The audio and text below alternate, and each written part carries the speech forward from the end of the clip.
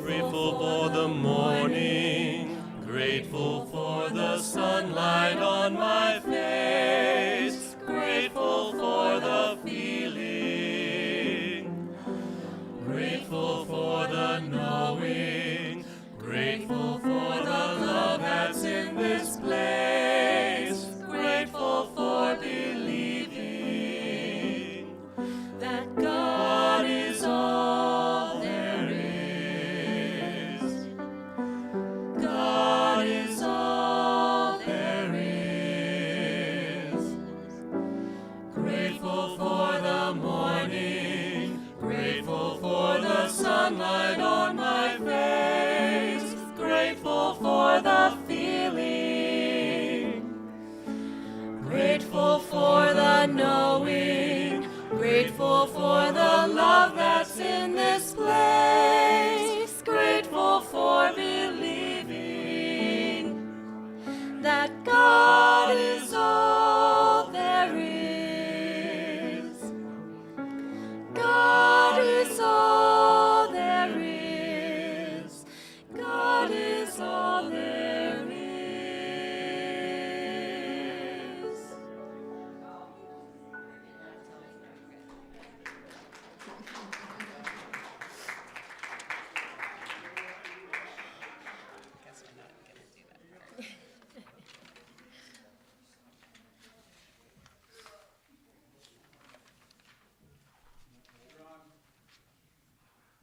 Thank you. You're welcome. I'm Barb Buchanan, licensed Unity Leader and Prayer Chaplain. And it's wonderful to see you all today in our home. And we also welcome our live streamers, knowing that we are connected heart to heart and soul to soul. And for those who are our guests, we have a brochure on the welcome table in the foyer that gives you some information and all about Unity. Welcome.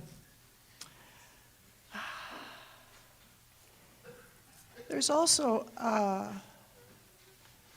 when you're donating, or if you have an online card, you can put it in the love offering basket when it goes around. There's one right there. Michelle's holding one up. Thank you. I don't have one of those up here. And, dun-da-da, Babs Haggin-Roy is our speaker today.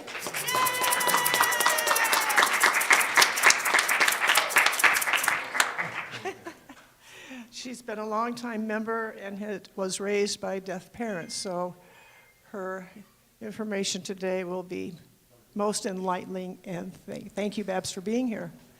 You want to be on your phone too, that's okay. And this wonderful group over here, our guest musician is Christy Engelman. And Chance also. Oh.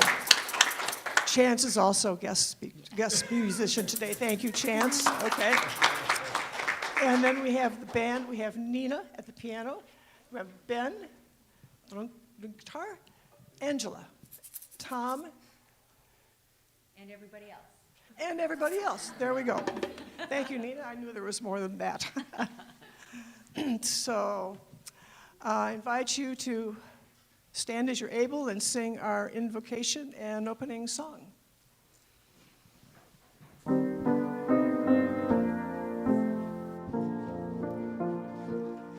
There is only one presence and one power in the universe and in me. God the good, God the good, God the good, omnipotent.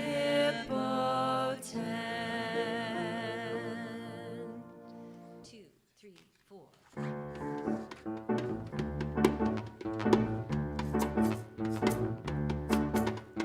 This is the day that the Lord has made, that the Lord has made. Let us rejoice and be glad in it, and be glad in it. This is the day that the Lord has made. Let us rejoice and be glad in it. This is the day that the Lord has made. Let's sing that again. This is the day that the Lord has made, that the Lord has made. Let us rejoice and be glad in it, and be glad in it. This is the day that the Lord has made. Let us rejoice and be glad in it. This is the day that the Lord has made. Let's all join with our friends, welcoming them with a handshake or a hug. We so appreciate your being here.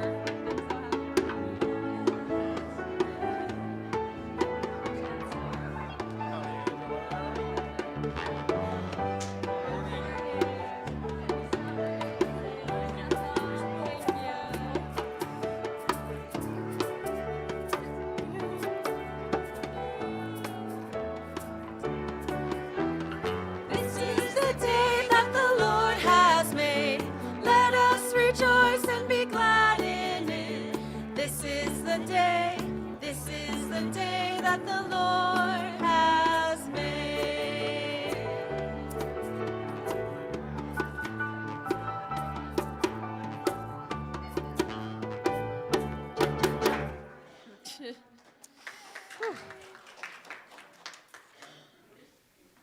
So we're going to sing our children off to their classroom, but first we're going to bless them. Oh, bless them first. We're going to bless first, yes. Okay. We love you. We bless you. We behold the light in you. We are walking in the light, in the light, in the light. We are walking in the light, in the light of God. In the light, in the light, in the light, in the light, in the light, in the light, in the light of God. We have a few announcements today. The first is on Tuesday the 20th, is True Tuesday that starts at 6:30. I don't know the event for this week.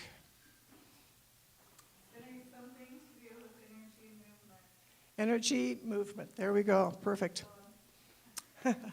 And on the 22nd is the Spirit Space Book Study, Wintering, the Power of Rest and Retreat in Difficult Times. Seems like the perfect book these days. And next Sunday, we get to see Reverend Glenda Walden in person. Yay! And her talk will be When We Wish Upon a Star, Activating Your Divine Brilliance. So we can look forward to that. Also next Sunday is our annual meeting where we elect board members, find out our financial prosperity, and have brunch. Wonderful. So that's next Sunday, so everybody's invited, and invite everybody else that you may know. February 2nd is Claude's Chili Cook-Off. So in honor of Claude Stillwell, we're going to have chili. Yes, okay. And Susan and Jan are in the prayer room today, and I will be in the chapel with our prayer circle today also. And I believe there's a song next. We're going to... Oh, yes. Please stand as you're able to sing. In this song is a medley of two different songs, and the second song, it always ends with, the verse ends with, ah, life is good. So we're going to try a little sign language on life is good. It's just, you make an L. I hope I'm right about this bad. Life is, what it is. Oh, it is. Oh, it's with your pinky. Okay. If you want to do that, you can. Otherwise, skip it. Life is good. Good. With your tone up, because I just think this is bad. Am I right? We want to see No. Okay. Anyway, just have fun with it. Okay. 2, 2, 3, 4.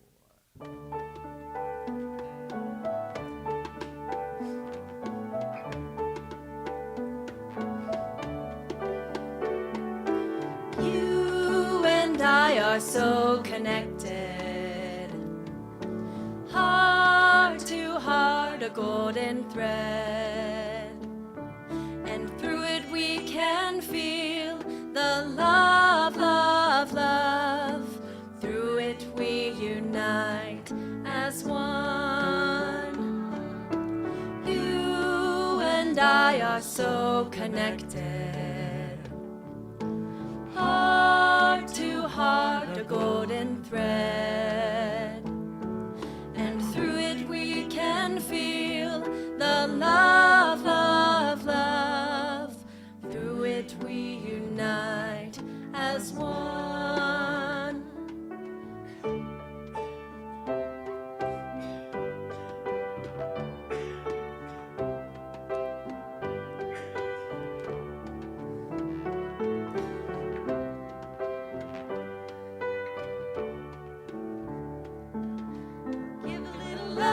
Give a little light, it comes back round, I feel alright.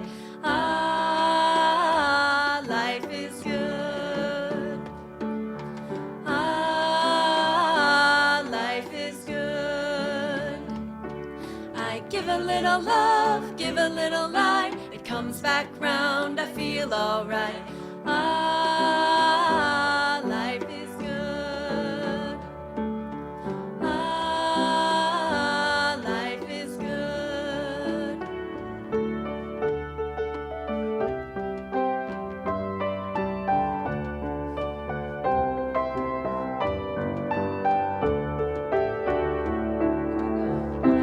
Ah, life is good. Yes, you and I are so connected. Heart to heart, a golden thread. And through it we can feel the love, love, love. Through it we unite as one. Oh, you and I are so connected. Heart to heart, a golden thread. And through it we can feel the love, love, love. Through it we unite as one. Through it we unite as one.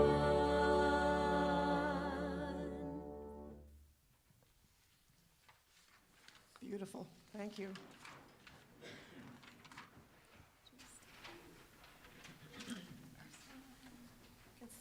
Unity is a positive path for spiritual living. We gather to, everybody, please. Yes. I'm sorry. No, you should probably. There are days and then there are other days. Unity is a positive path for spiritual living. We Gather to create an experience of spirit. At Unity CR, we offer practical teachings that empower abundant and meaningful life. Meeting you right where you are, we endeavor to provide a variety of ways to support your path of spiritual living. Our mission is to provide spiritual awareness and share the wonder and joy of God's love. The daily word for today is world peace. Let us affirm the affirmation together. As I affirm peace, I help create a peaceful world. In 1964, Reverend Dr. Martin Luther King Jr. said, "It is not enough to say we must not wage war. It is necessary to love peace and sacrifice for it." We must concentrate on the positive affirmation of peace. I will work toward creating the kind of world I wish to see, investing my effort and energy to ending conflict, discrimination, and other kinds of negativity. I also put my energy into creating harmony, cooperation, opportunity, and other positive outcomes. Today, I affirm that peace is dawning all over the world, blessing all the people with warm feelings of cooperation, togetherness, and kindness. I affirm peace is here. In 1 Thessalonians 5:23, may the God of peace himself sanctify you entirely, and may your spirit and soul and body be kept sound. We have featured music. I was talking with Babs on the phone about music for this Sunday, and she mentioned the movie Coda. I don't know if a lot of you have seen it. Won the Academy Award, right? Best Picture for that year. And it's about a young girl growing up with parents who are deaf, and she's a musician. And in this movie, I'm already crying, sorry, Christine. She sings this song.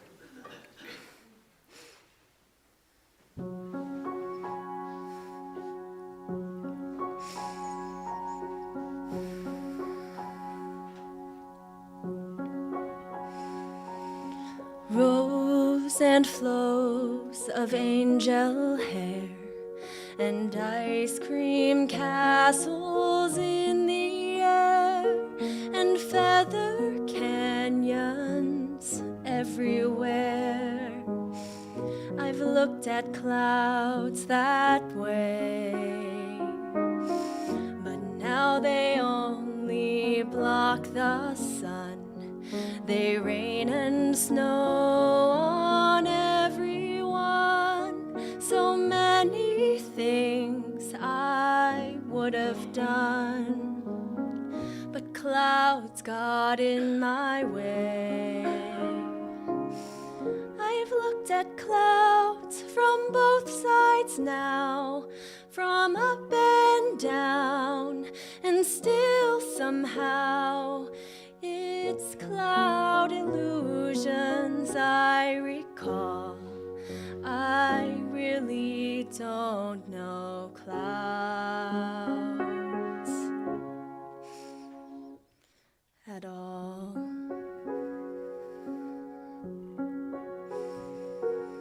Moons and Junes and Ferris wheels, the dizzy dancing way you feel as every fairy tale comes real. I've looked at love that way, but now it's just another show. You leave 'em laughing when you go, and if you care, don't let them know. Don't give yourself away. I've looked at love from both sides now, from give and take, and still somehow it's love's illusions I recall. I really don't know love at all.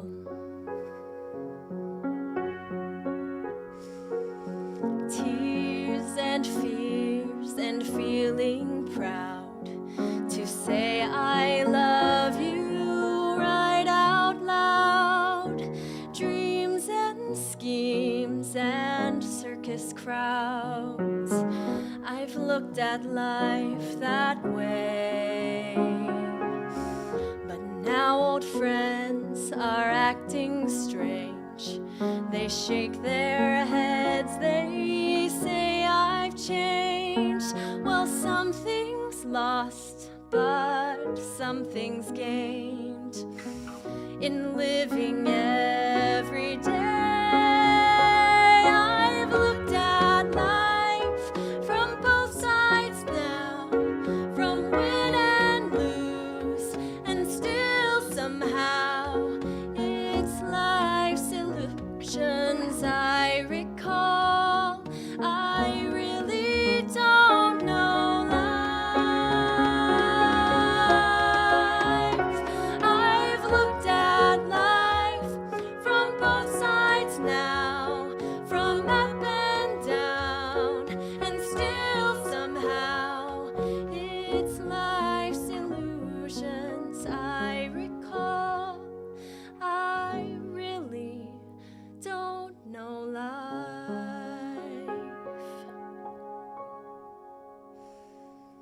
at all.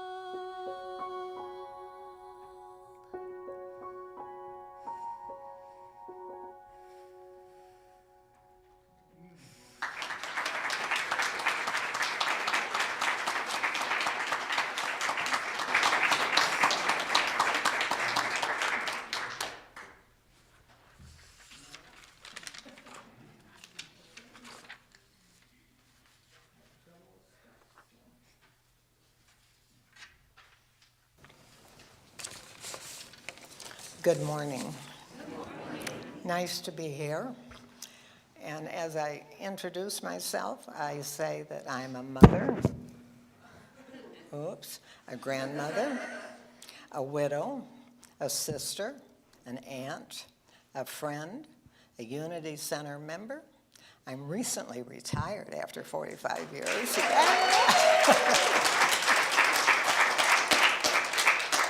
But I am a CODA. And CODA, as she talked about the movie, CODA means a child of deaf adults. The movie CODA, which most of you never heard of, you never saw, and it won an Academy Award, but it was only on Apple TV.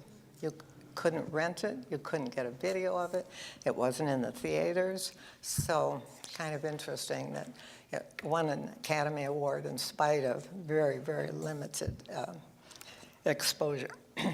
So as a child of deaf adults, my parents are totally deaf. They've passed now. My grandparents were totally deaf. I have an uncle who is totally deaf. So what does that really mean? You know, you think, well, you know, so you can't hear. You know. But it's just so much more than that. So now you have to remember I'm really old, and I grew up as pre-technology, before closed captioning, before cell phones, before all that stuff.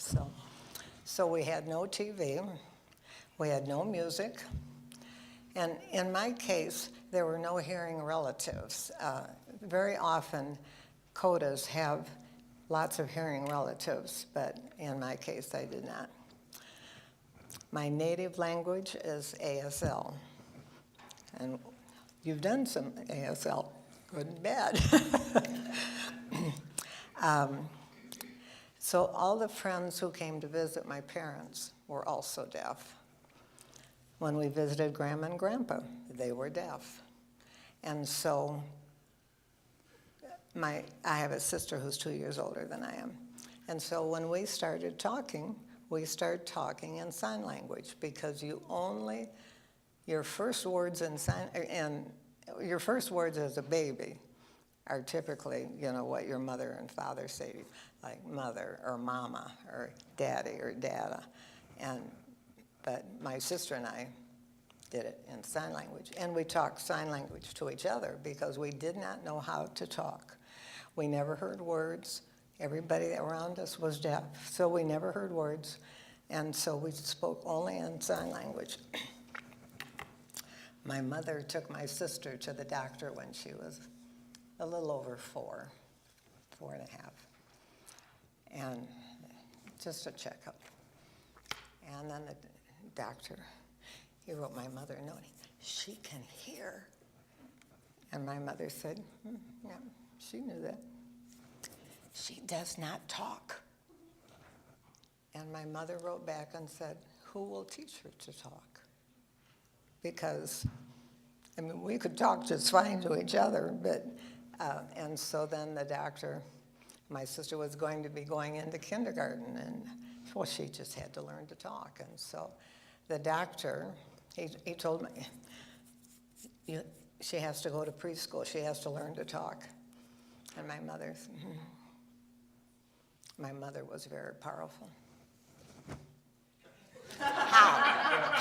How will I? How? And then the doctor realized, well, for my mother to get my sister into a daycare, it meant going to different daycares, taking a bus or something. And so then So then the doctor started calling around and did some stuff and got my sister enrolled in a daycare. And it took her 6 months before she said her first words. And then a few weeks after that before she started speaking in sentences. And then, of course, she was coming home at night and talking. And so then I was learning to speak as well.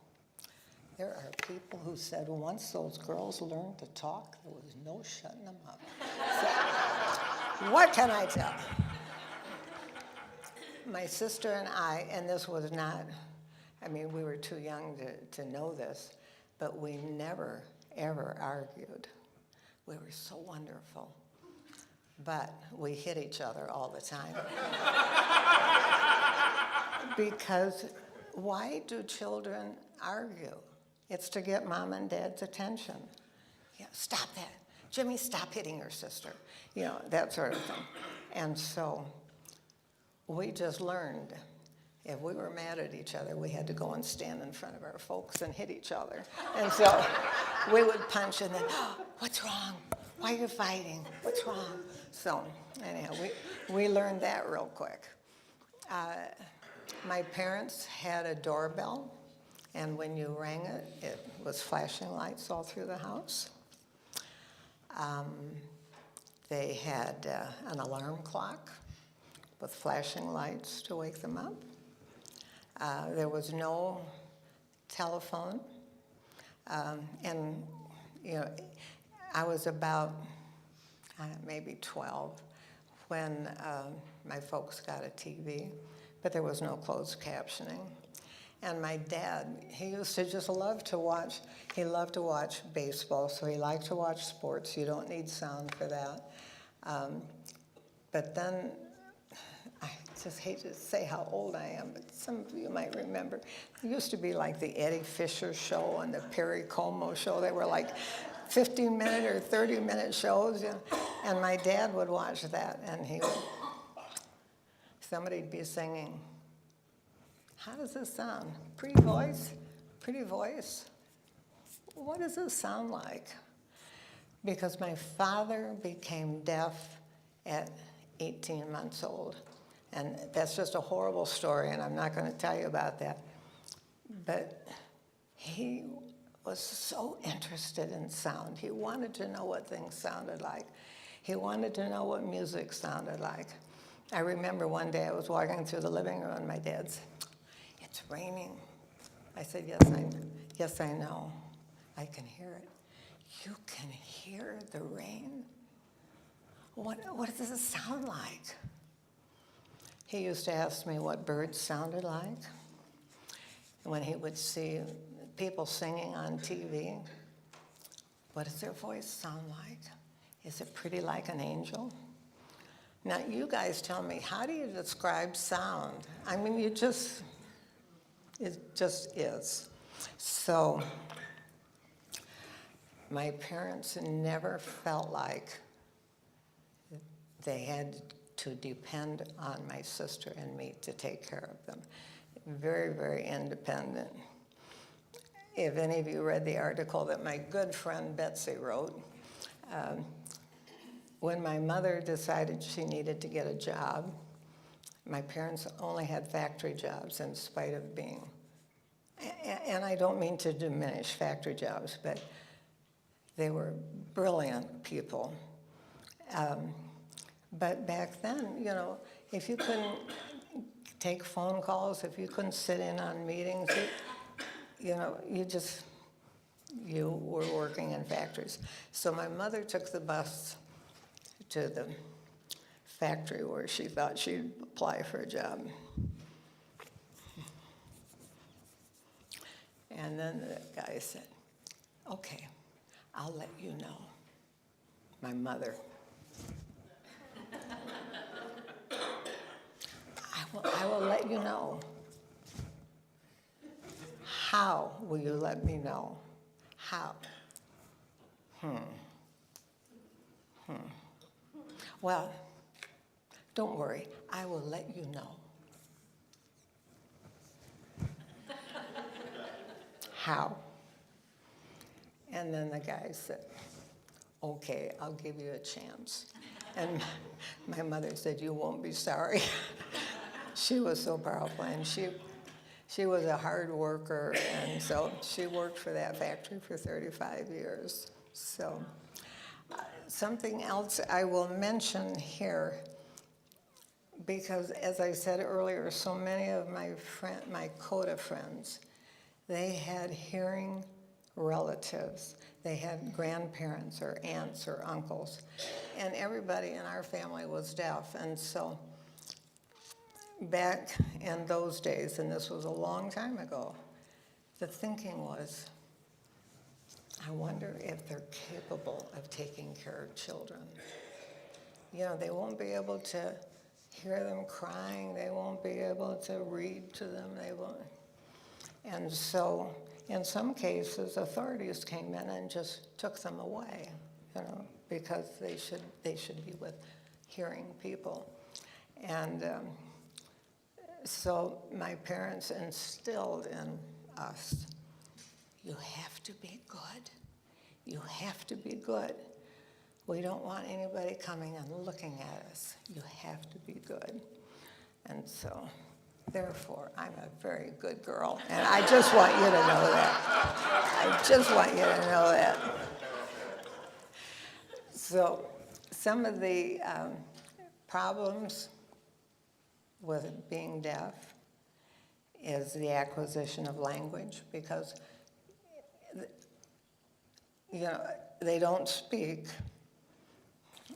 and they rely on sign language. So it's hard for them to capture funny concepts, like if you said hit the hay, we know what that means. If we said scarf down a pizza, we know what that means. But if you signed it, scarf, pizza, what?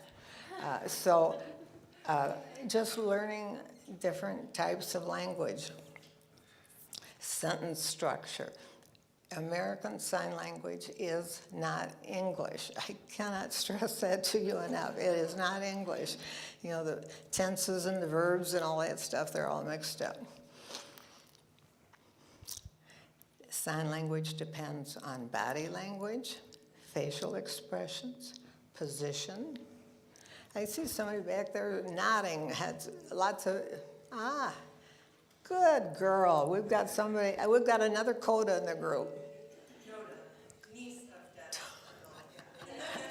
Teen of death. Well, I'm a Goda, granddaughter.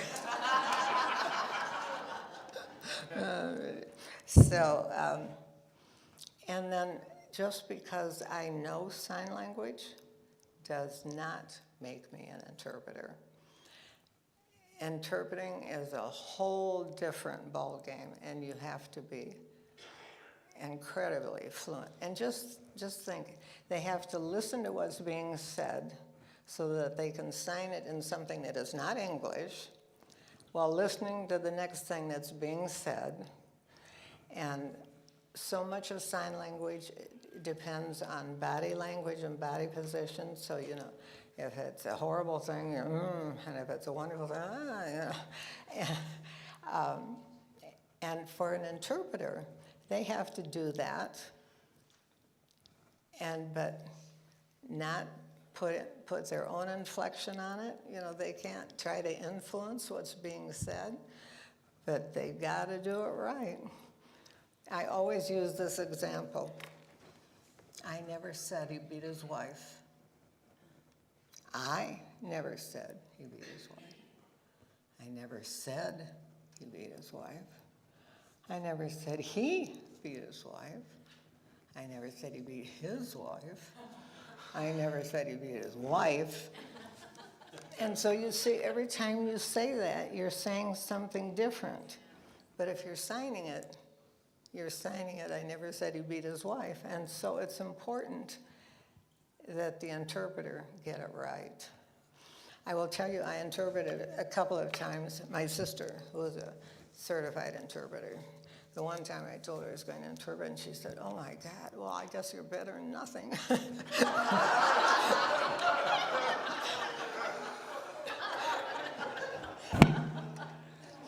But I interpreted once for my father in a hospital emergency room. He'd had some surgery, and they were just doing some follow-up. So I went into this room, and oh God, it sure smelled funny.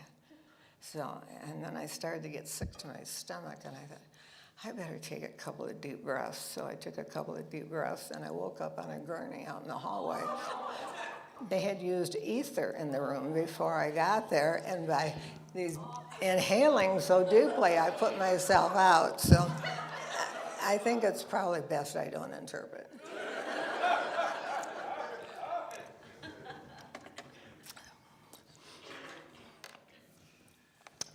If you think about being deaf, and really think about it, it's like watching TV with the sound turned off every day of your life. We can talk to anybody we want to. We can listen to anybody we want to. We can eavesdrop when people aren't paying it. I mean, it's just remarkable how we can, and how much we learn just by listening to people talk. And deaf people don't have that. The only people they can talk to is somebody else who knows sign language or somebody who will write notes. And I think most of us feel like, well, you know, all this blather that we just talk about, you know, hey, how you doing? You know, how was your weekend? You know, you're not going to say to a deaf person, how was your weekend, blah, blah, blah. So we just say, it's not important. Forget it, it's not important. And so they miss a lot of conversation.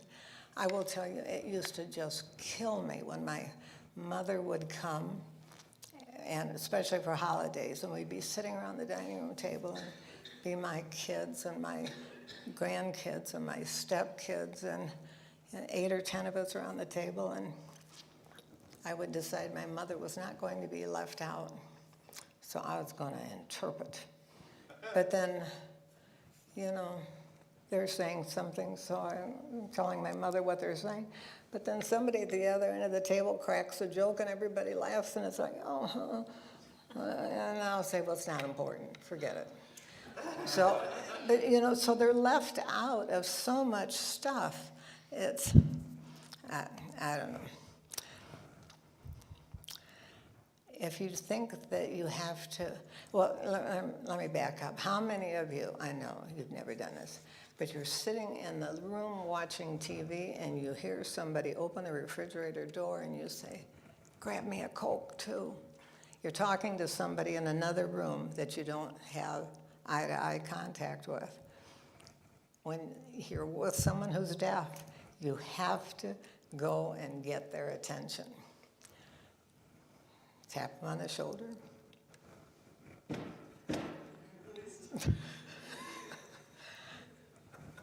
Lights on and off, because you can't just holler at them. You know, and you think about kids standing in their bedroom, Mom, I can't find my socks, and Mom says, oh, they're in the dryer, you know.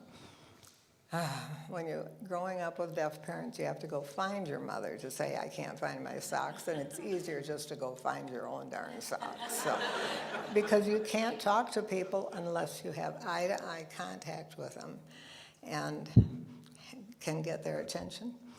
Think about how many things are, so many signals are audio, you know, like you're walking through an airport and they're making announcements. You're walking in a grocery store, they're making announcements.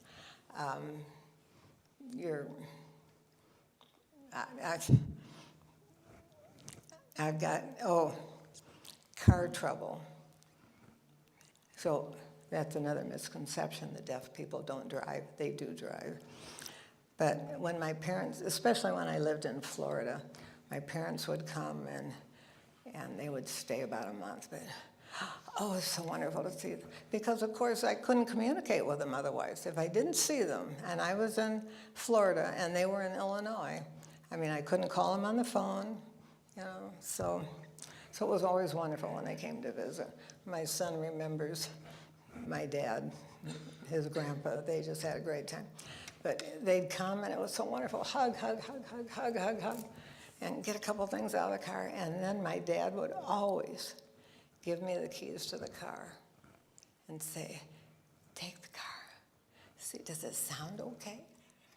Because they didn't know, you know, because we depend on those audio signals to tell us if we've got car trouble.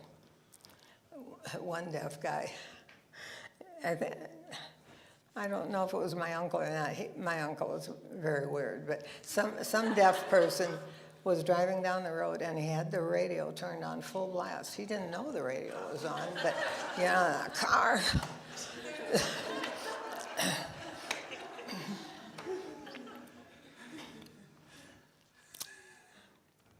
We can talk to anybody we want. And if you read the article in the paper that my good friend Betsy wrote, the story, I guess, my dad was being audited by the IRS. Oh, dear God in heaven. I said to my dad, I'll go with you. It's important. Yeah. I'm sorry about that. Myself. Dad, it's important. Let me go with you. I don't need you to help.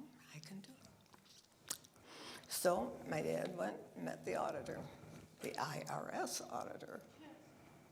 And my dad sat down, and so then the guy wrote a note and asked him about something. And my dad wrote a note back.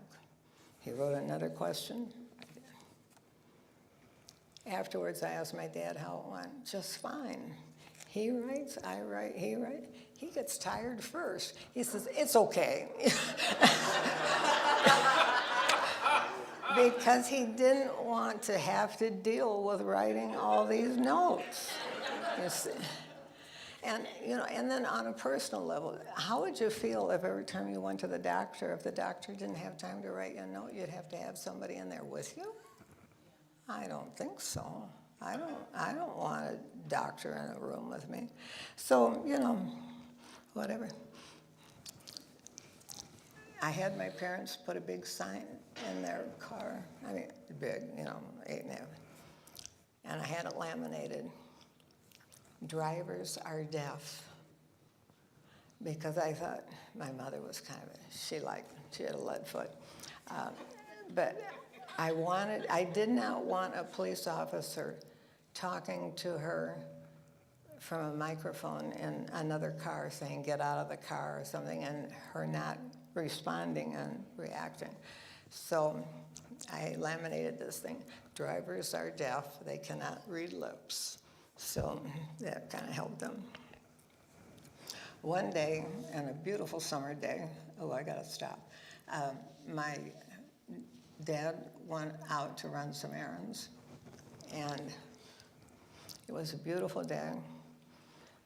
My mother locked the storm door on the front door and the back door, and she went out to their porch, their screened-in porch on a concrete floor.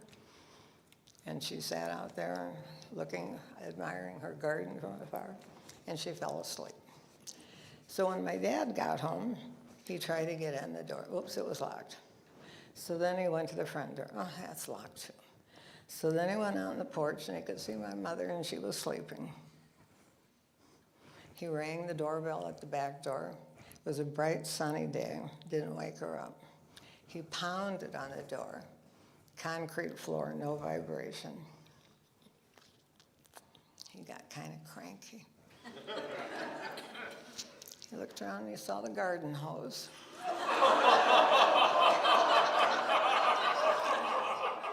And that's the rest of that story. Yeah. Okay, I'm running out of time. Deaf people say, why don't they read lips? A successful lip reader can catch 25% of what's being said. So, take your favorite book and black out every 3 words and see how you like it. Mom and pop and people with teeth and without teeth and lots of teeth or whatever. Mustaches, beards, all those things affect how someone can read lips. It's very hard for a deaf person to learn to speak, because they can't associate sounds with letters. And, I have so many things I want to tell you, but no, I'll stop. My dad, who was so interested in sound, he named my sister Annabelle, because he read that bells made beautiful music. And he wanted, well, it didn't work, let me tell you. None of us. But my grandson can sing, and my other grandson, they can both play it. But my mother named me Babette. Good God, why couldn't I be a Barbara? Why couldn't I be a Mary? Why couldn't I be Jane? So I said to my mother, why? It's just an awful name. People laugh, and it's just a terrible name. My mother, oh, I'm sorry. Looks pretty on paper, B-A-B-E-T-T-E. She was making it really musical. Well, anyhow, you know how that goes. I'm out of time. So I will tell you that there's been so many advances made for deaf people now with closed captioning and TT and FaceTime and text messages and emails and stuff. They don't have to. Deaf people can really get along very well communicating with each other. And I will say that my father always said, you know, just let people understand about deafness. And the least crippling handicap of being deaf is not being able to hear. Thank you.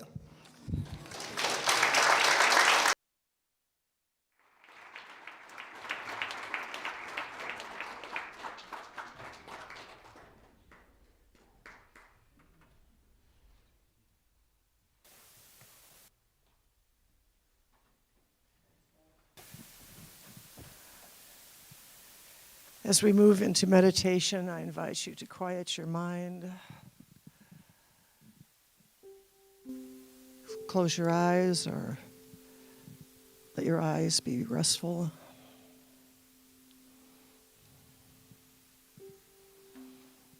We come to this time where I have learned that fences are for climbing to see if the grass really is greener on the other side.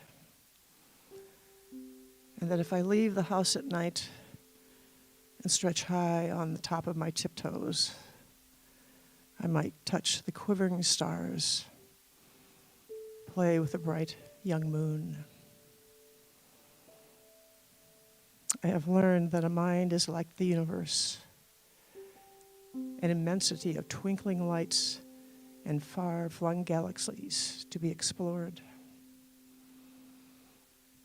I have learned that the world beyond the fence is full of human beings, as diverse as the stars, each waiting to be recognized and named and loved by me.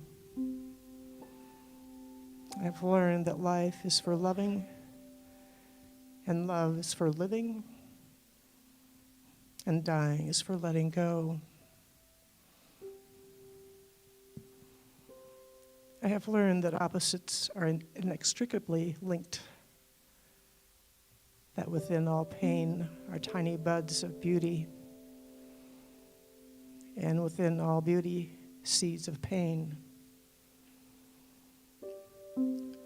That the sun disappears only to return the following morning, and that clouds are not solid, that tears are for falling, and laughter is for taking wing. That forgiveness is the better part of valor, sweeter far than blame. I have learned how the sound of a full orchestra can break me wide open.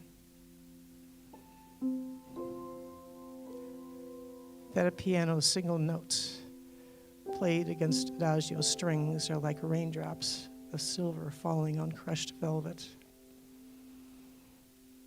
And that a violin concerto can stretch me thin and leave me full. I have learned that everything has its own language, and that if I listen carefully to the birds and the creatures, and even the grasses, I will hear the sound of God in the music of the silence.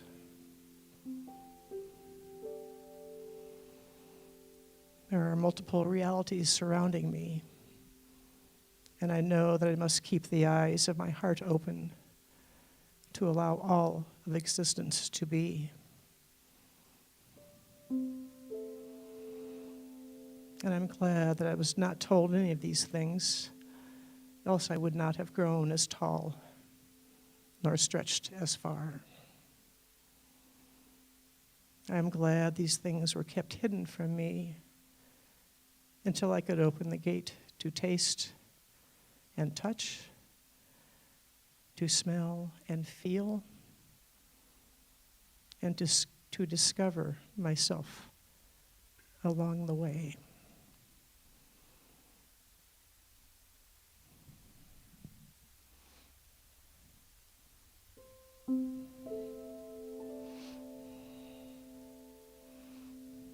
Namaste.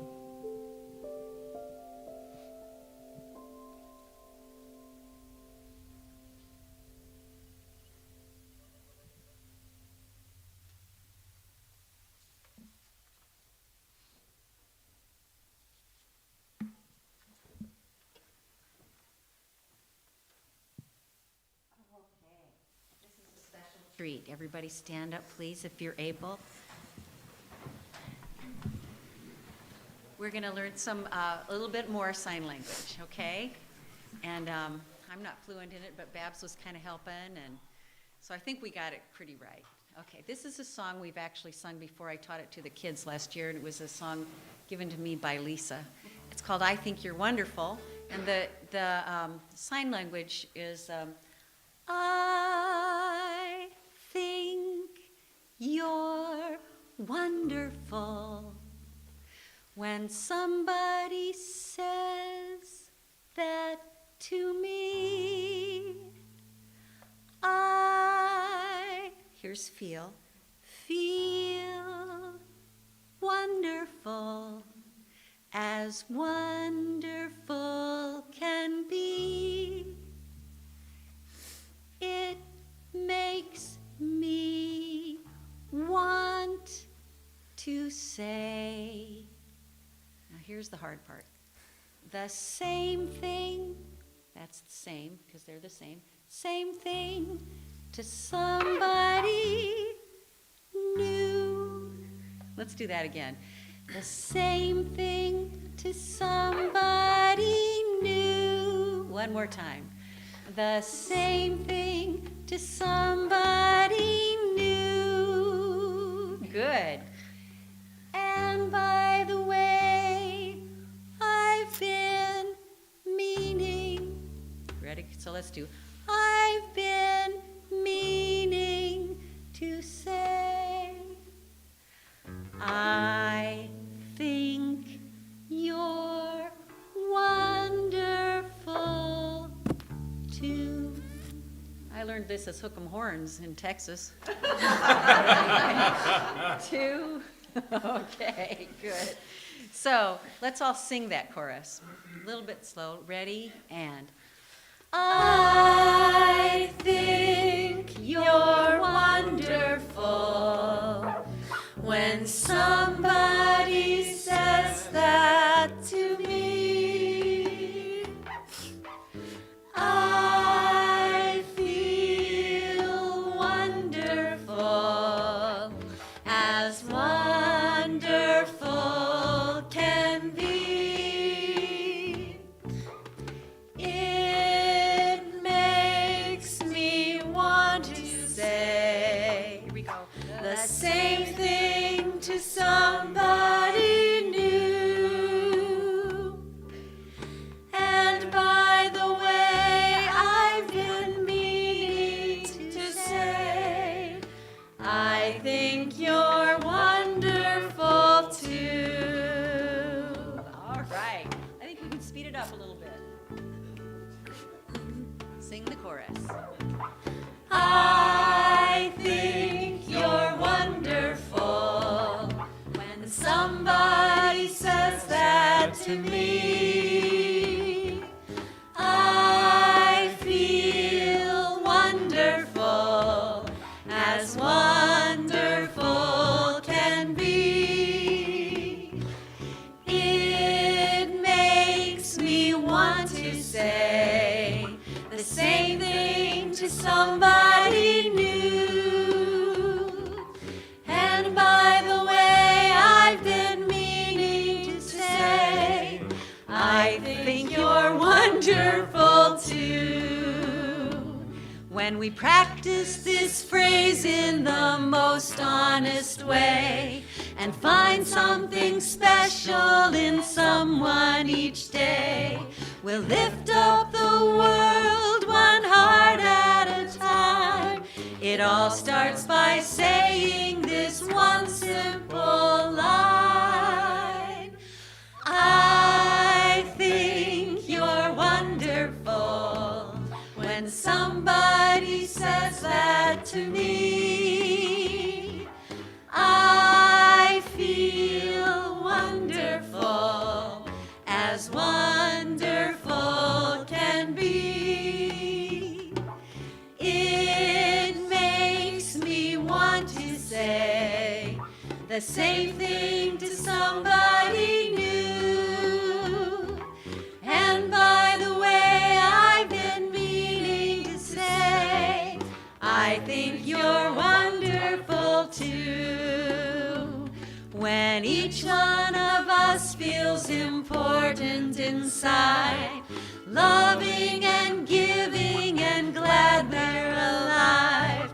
Oh, what a difference we're making each day, and all because someone decided to say, I think you're wonderful.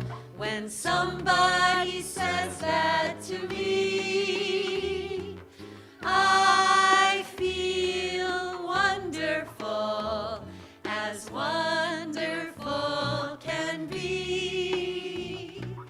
It makes me want to say the same thing to somebody new. And by the way, I've been meaning to say, I think you're wonderful too. Now we're all going to do that in the quiet. So you can say the words if you want to, mouth them, but it's going to be quiet, okay? But we're going to do this sign language, okay? Ready, go.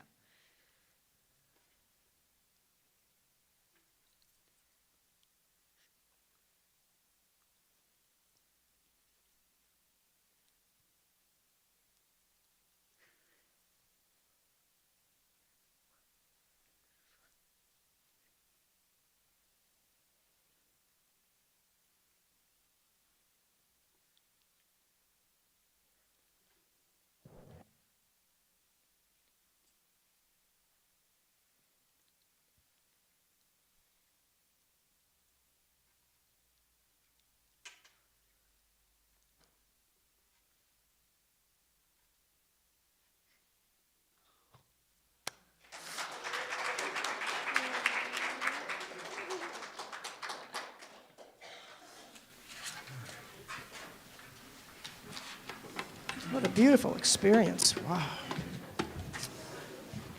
And here come the ushers. Thank you.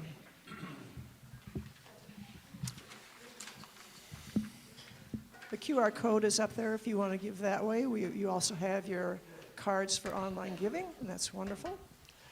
So I invite you to hold your love offering over your heart. We bless these baskets in the abundance they will receive. We give abundantly, we receive with gratefulness, and from our hearts we give again generously. Please join me in our offertory statement.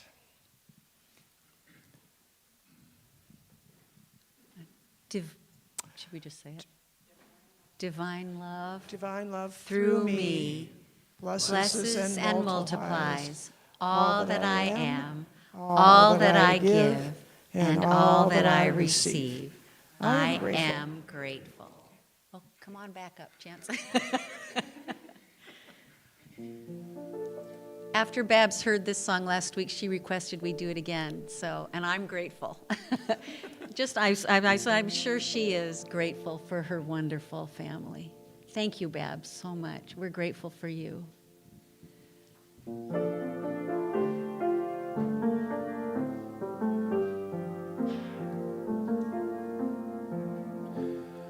I've got a roof over my head. I've got a warm place to sleep. Some nights I lie awake counting gifts instead of counting sheep. I've got a heart that can hold love. I've got a mind that can think. There may be times when I lose the light and let my spirit sink, but I can't stay depressed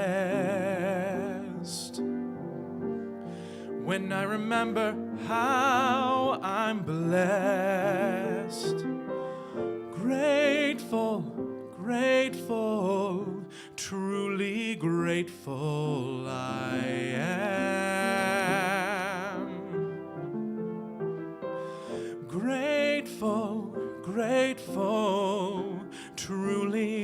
blessed and duly grateful.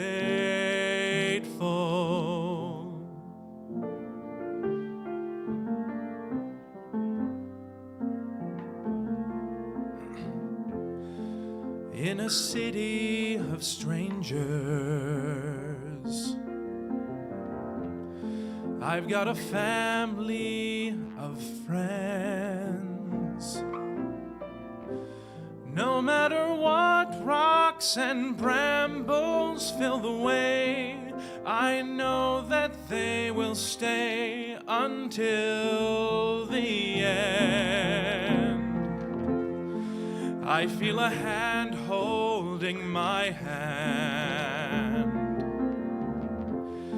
It's not a hand you can see, but on the road to the promised land, this hand will shepherd me through delight and despair, holding tight and always there. Grateful, grateful, truly grateful I am. Grateful, grateful, truly blessed and duly grateful.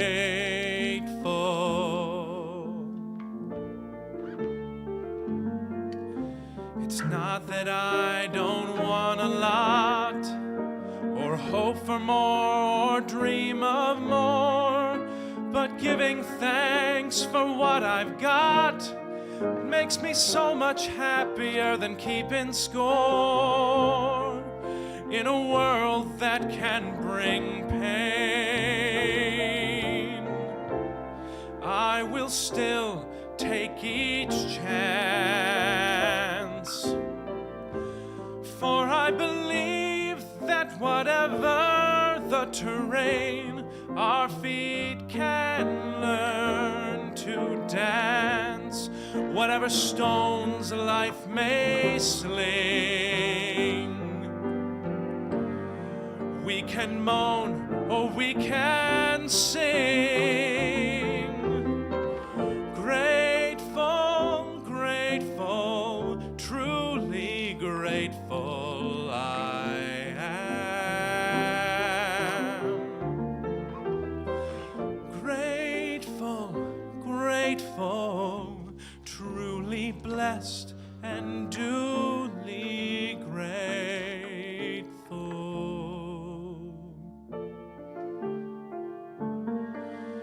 Truly blessed and duly grateful.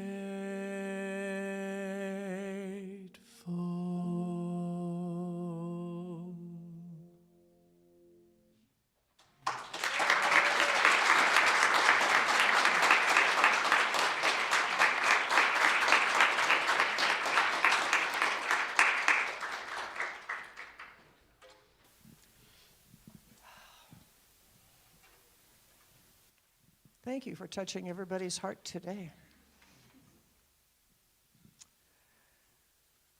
From our hearts, we bless these ties, knowing prosperity abounds for UCR, our community, and beyond.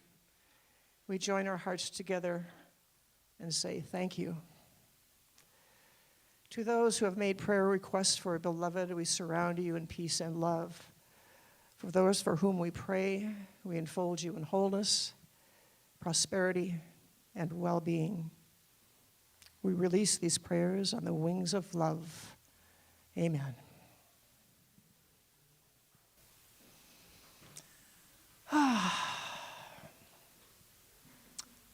It's the peace song time, right? Right. So please stand as you're able, and we will sing our voices together. 1, 2.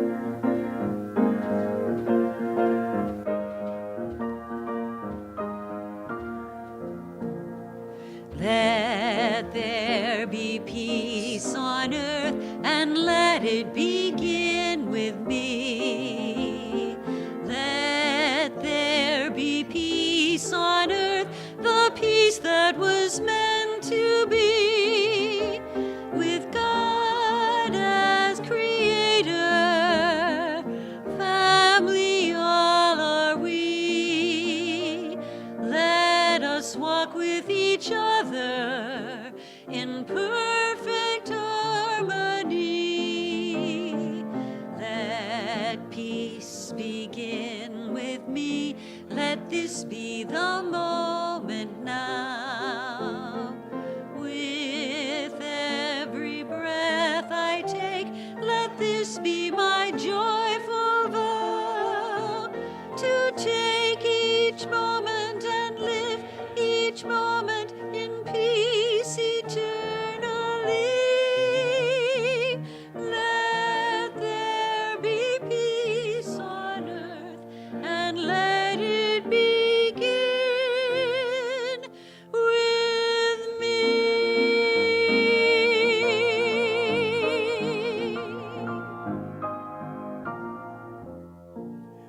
The light of God surrounds us. I am the light of God. The love of God enfolds us. I am the love of God. The power of God protects us. I am the power of God. The presence of God watches over us. I am the presence of God. Wherever I am, God is. And all is well. Remember, there is a prayer circle in the chapel, and Susan and Jan will be by the prayer room, and we'll see you all. Okay. Community room for coffee and conversation, yes.